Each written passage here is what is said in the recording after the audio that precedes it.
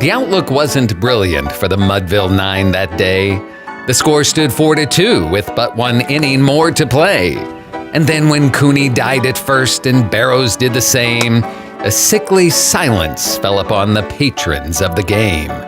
A straggling few got up to go in deep despair. The rest clung to that hope which springs eternal in the human breast. They thought if only Casey could get but a whack at that, we'd put up even money now with Casey at the bat. But Flynn preceded Casey, as did also Jimmy Blake, and the former was a Lulu and the latter was a cake.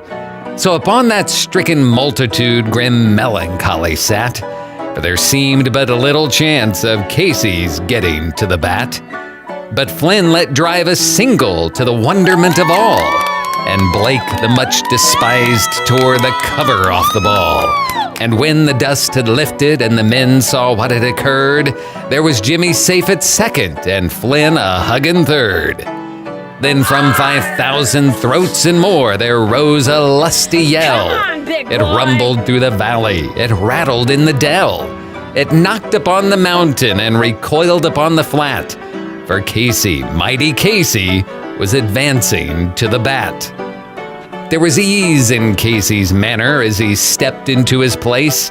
There was pride in Casey's bearing and a smile on Casey's face.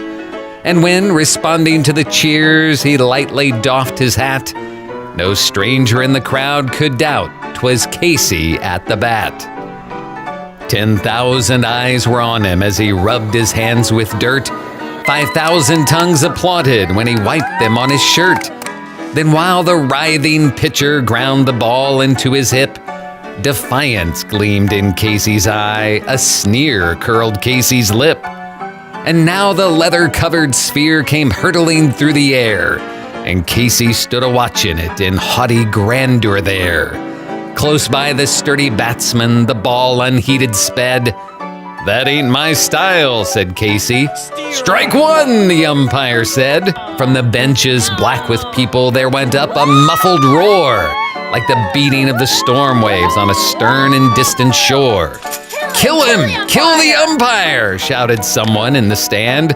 And it's likely they'd have killed him had not Casey raised his hand. With a smile of Christian charity, great Casey's visage shone. He stilled the rising tumult. He bid the game go on. He signaled to the pitcher and once more the spheroid flew. But Casey still ignored it, and the umpire said, "Strike two!" "Fraud!" cried the maddened thousands, and echo answered, "Fraud!" But one scornful look from Casey, and the audience was awed. They saw his face grow stern and cold. They saw his muscles strain, and they knew that Casey wouldn't let that ball go by again. The sneer is gone from Casey's lip. His teeth are clenched in hate. He pounds with cruel violence his bat up on the plate.